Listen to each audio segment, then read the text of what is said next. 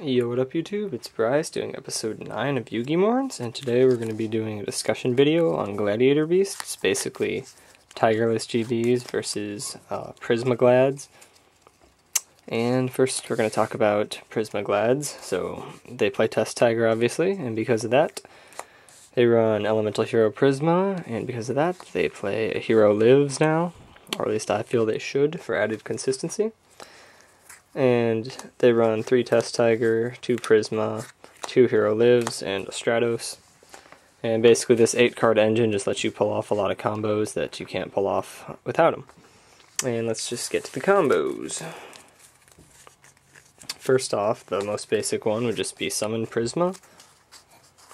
And then special, or I guess dump Bestiari first, so that you're a GB, and then special summon Test Tiger. Tribute Test Tiger to return your Bestiari, which is really Primsa, to the deck. Special summon Darius. Special summon Bestiari with Darius' effect. Turn them both for Gazaris, blow up 2 cards and attack. And then summon whatever you want from your deck. Another one would just be having any gladiator beast already on the board, and then summoning Primsa. Dumping Bestiari, contacting right away for Gazaris, and then attacking. Bring out Darius and Laquari. Then you bring back Bestiari, and you contact this time for Heraklinos.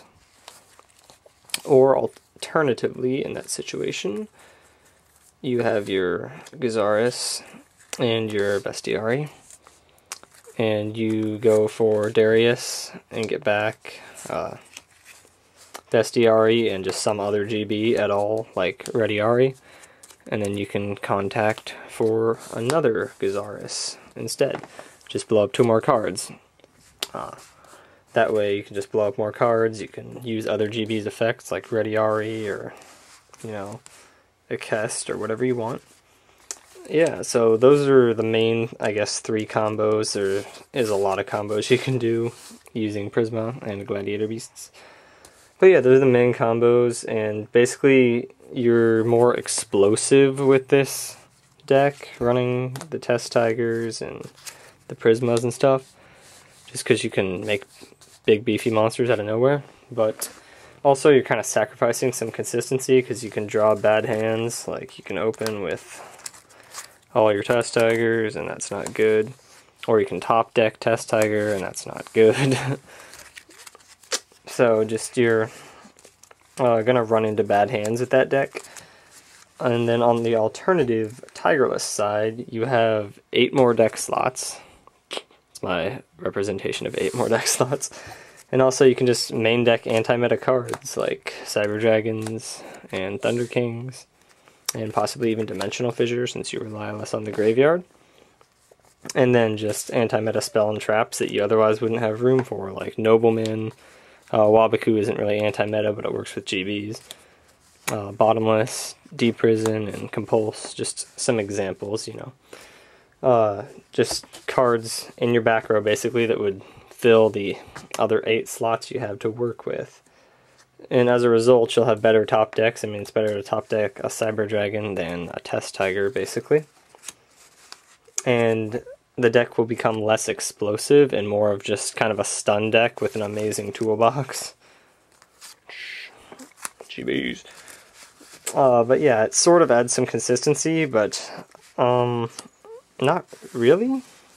I don't know. Both decks are on the same level of consistency, since a Hero Lives gets to search out your Primsa in your Glads, or in your Tiger Glads, and that sort of is a different kind of consistency than just hoping you're going to draw the right outs, which is essentially what you have to do in a stun deck.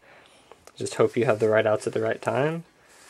But also the Tigerless deck is less combo oriented, which means you're not going to quote-unquote open bad and not have your combo pieces. But yeah, whether you want to play the Tiger version or not is kind of up to your preference.